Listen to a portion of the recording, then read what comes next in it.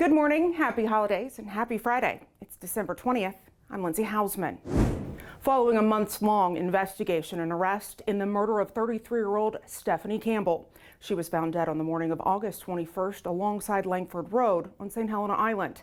Campbell had been shot. 41-year-old Anthony Brown faces charges of murder, 2 counts of possession of a weapon during the commission of a violent crime, and armed robbery. He was charged in connection to Campbell's murder on Tuesday. Brown was already in custody at the Beaufort County Detention Center on charges connected to an armed robbery at the Circle K on Ladies Island. That occurred earlier in the day on August the 21st. Through the investigation, Brown was identified as one of the people who'd seen Campbell prior to her death. Ultimately, investigators obtained warrants for Brown in connection to her murder. Investigators are asking for information in connection to multiple shootings that have happened over the last week.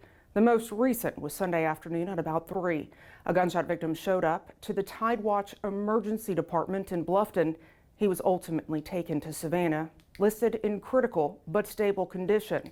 Deputies learned the shooting happened in the area of Polk Village in Beaufort. On Saturday, deputies were called to a home on Familial Lane on Ladies Island. Someone had fired shots at a home and a man inside was hit. He was taken to a hospital. His injury was considered non-life-threatening. Last week on Thursday night around 7:30, deputies responded to the area of Storyteller and Lands and Roads on St. Helena Island for the report of a gunshot victim. They found a 20-year-old man inside a car. He was taken to MUSC. He's listed in critical condition. While investigating this incident, deputies heard additional gunfire. They found a home on Scott Hill Road that'd been shot at. No one was hurt in that incident. Anyone with information regarding these shootings or any other suspicious or criminal activity is encouraged to call Crime Stoppers of Beaufort County.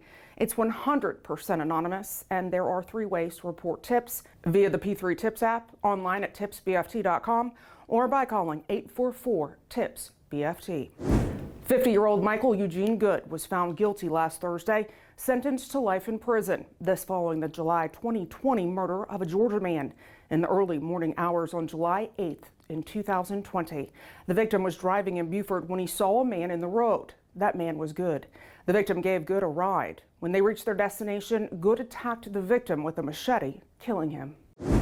A record number of holiday travelers are expected to close out an already busy year on the roads and at airports. According to AAA, more than 119 million Americans are projected to travel during the Christmas and New Year's holiday period. Nearly 90% of holiday travelers will be driving to their destinations. The worst traffic delays are expected the weekends before Christmas and New Year's Day, with Sunday, December the 22nd, expected to be the nation's worst day to travel. As for air travel, TSA expects to screen nearly 40 million people now through January 2nd. The busiest travel days at airports today, December 27th, and then the 30th. Also, a record number of folks are expected to travel by bus, train, or on a cruise. Some 4.5 million people. And as we head into the weekend and the rest of the year, let's celebrate responsibly. You don't want to wreck the new year. Plan ahead. Designated driver, use a rideshare, or call a friend. Remember, if you feel different, you drive different. And trust me, a ride in one of our patrol cars or an ambulance will cost you much, much more than another ride. Temperatures are forecasted to drop again this weekend, waking up over the next few days in the mid to upper 30s across our area. By Monday morning, we could see temperatures below freezing. Cold weather shelters may open as a result. Of course, we'll be sure to pass that information along once we have it. Meantime, remember to protect the 4 Ps: people, pets, pipes, and plants. For us humans, minimize your time outdoors and make sure to check on the elderly or other vulnerable people. For our fur kids, make sure to keep them inside as much as possible. If they must remain outdoors, make sure they have a warm place to shelter, as well as ensuring their food and water do not freeze.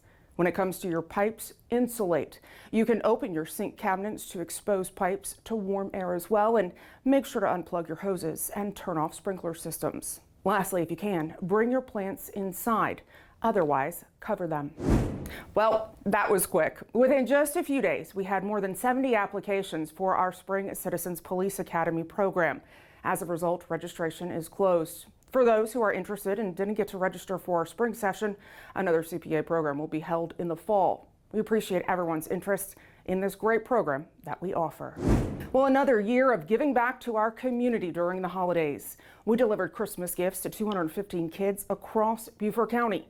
All kids who received gifts were chosen in partnership with the Beaufort County School District to identify those in need.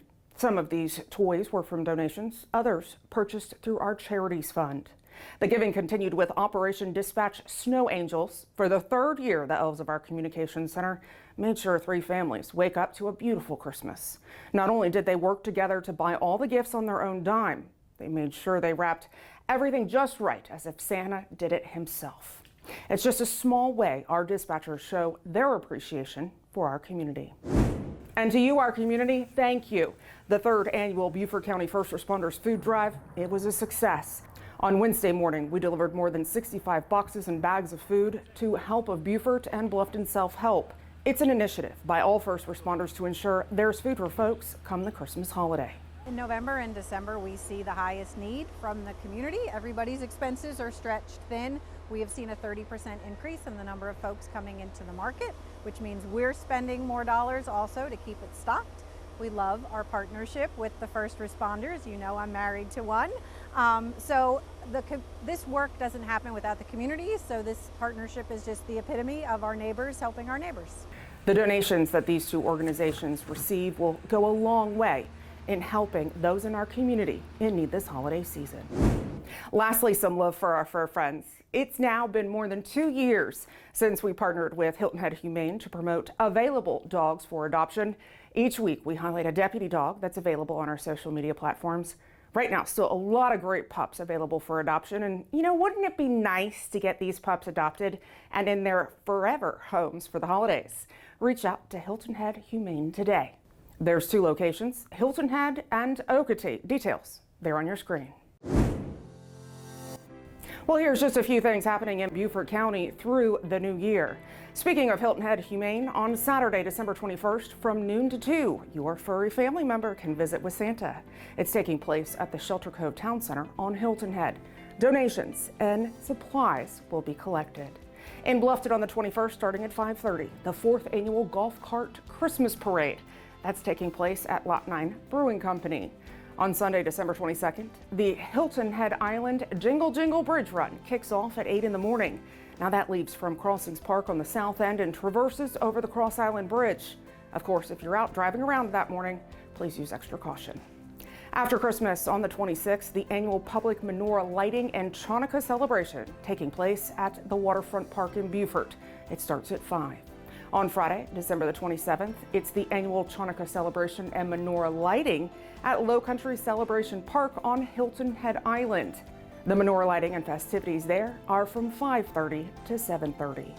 On Sunday, December the 29th, the Chanukah Menorah Parade steps off at 4:30 at Tanger Outlets 2 in Bluffton. The parade then heads towards Shelter Cove on Hilton Head. Then once on Hilton Head, starting at 5:30, the Chanukah celebration at Shelter Cove kicks off with the menorah lighting. In Bluffton Sunday night, the town hosts its 2nd annual menorah lighting ceremony. That is from 5:30 to 7:30 at Martin Family Park. On New Year's Eve, starting at 9, the sky above the Beaufort River, well, it'll light up with a spectacular display of fireworks. Catch the show from the Waterfront Park.